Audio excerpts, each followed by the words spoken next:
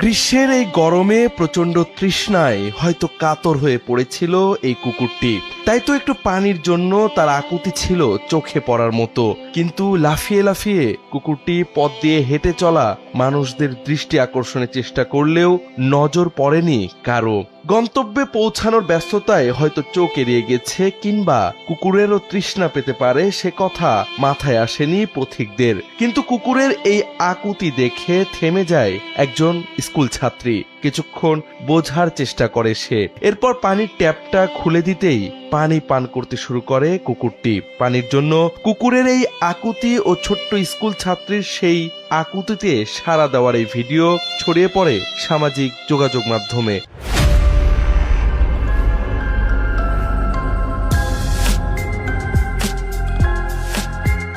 যা মন কেড়েছে নেটিজেনদের। অনেকেই প্রশংসা করেছে ছোট্ট সেই স্কুল শিক্ষার্থীর। তাছাড়া কুকুর যেভাবে মানুষকে পানির ট্যাপ ছেড়ে দেওয়ার প্রতি আহ্বান জানিয়েছে, সেটাও ছুঁয়েছে নেটিজেনদের মন।